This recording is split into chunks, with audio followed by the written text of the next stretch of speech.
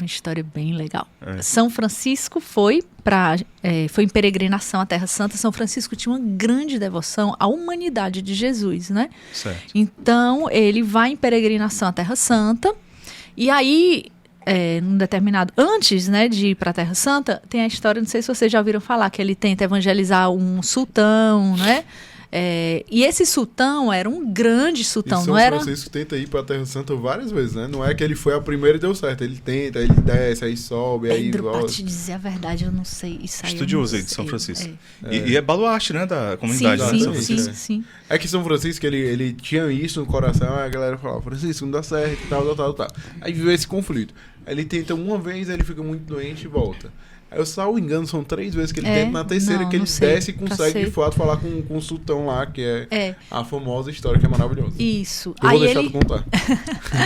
Não, acho bem legal, porque ele vai, conversa, né, com o sultão, ninguém sabe o que necessariamente, mas o fato é que o sultão, ele diz que vai pra Terra Santa, né, e o sultão dá uma carta de recomendação. E esse sultão era um grande líder do mundo muçulmano, né, assim, era, digamos, como se fosse, sei lá, o presidente da França, assim, o presidente, assim, de um país, uma grande autoridade, né. O fato é que quando ele chega em Jerusalém, porque a meta da peregrinação era Jerusalém, era o Santo Sepulcro, né?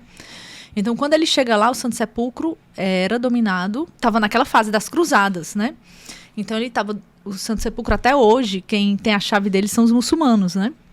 Então, eles expulsam Francisco vestido de mendigo, aquela coisa, né, toda, eles expulsam.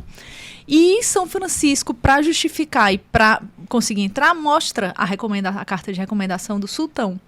Quando eles veem a carta de recomendação de quem ele estava recomendado, eles enlouqueceram, né? Então, o que eles fizeram? Eles deram para São Francisco o lugar onde foi Pentecostes, o cenáculo, né? Então, é o primeiro lugar franciscano na Terra Santa, o primeiro convento franciscano na Terra Santa é onde seria o cenáculo, né? E aí, então, dali começa a presença. E por conta disso... mesmo com os cristãos perdendo as cruzadas, né, os muçulmanos permanecem, eles como donos, né, da Terra Santa, mas por conta disso, os franciscanos, e somente eles tinham permissão, eram os únicos cristãos ocidentais que tinham permissão para ficar na Terra Santa, até o século, mais ou menos até o século XIX, quando o Império Otomano começa a cair um pouquinho, né, ou bastante, assim, até despencar mesmo, e começa a se abrir, então começam aos poucos aí uma ou outra congregação, assim, os carmelitas conseguem ir, né, os betaramitas conseguem, assim, foi chegando até que é instituído o Estado de Israel, e aí se abre mesmo para o Ocidente, aí a enxurrada, né, assim, graças a Deus, mas então são os franciscanos que eles fizeram em 2019, foi 800 anos da chegada de São Francisco, né, lá, então digamos, 700 anos, eram só eles. Então, eles tinham o que a igreja chama de custódia da Terra Santa, né? Isso. Então, os lugares santos são custodiados pelos franciscanos e isso é renovado, né? Então, assim, eles fazem isso com muita seriedade, eles têm cerca de, eu escutei, não sei se esse número é preciso, tá? Mas foi o que eu ouvi, eles têm cerca de 2.000 mártires na Terra Santa, os franciscanos, nesses 800 anos, né? Então, assim, é uma história realmente de muita dedicação, de muito, literalmente, sangue e suor, né, derramado naquela terra. E hoje são eles que ainda, graças a Deus, guardam, né, os lugares santos. Incrível, incrível. Duas coisas legais aí dessa história dos árabes aí que São Francisco tem, além dessa, né? Tem uma muito boa que diz que São Francisco encontrou um sultão, que não dá pra afirmar se é o mesmo sultão ou se não é, ou se é outro, que ele encontrou o sultão, e aí ele começou a pregar sobre Jesus pro sultão. Aí tava o sultão, o conselheiro do sultão. Aí o sultão falou mais aí. E o conselheiro começou a rebater Francisco.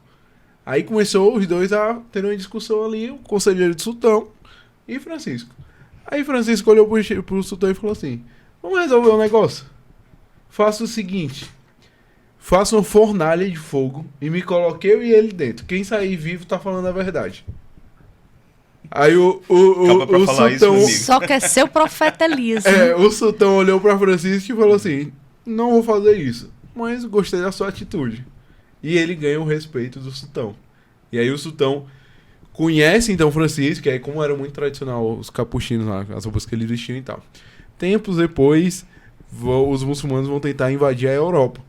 E a única recomendação que os muçulmanos tinham para invadir a Europa era: façam o que tem que ser feito, mas não mexam com as pessoas que estão vestindo os capuz marrons. Por conta da visita de Francisco a esse do sultão. respeito, né, que ele tinha. Do respeito de tudo. E aí, vale mesmo, tá falando na época que até hoje é assim, lá na Arábia principalmente. Não se pode falar sobre o cristianismo. Então, Francisco vai na terra do cara e não só fala, como vira amigo do cara, entendeu? A grandeza do que o cara fez, entendeu? Então, aí quando eu falo pouca coisa, não é pouca coisa, gente. O cara era muito grande, entendeu? Incrível, né, São Francisco? E deixa as marcas, né, até hoje. Até hoje. Na Terra Santa.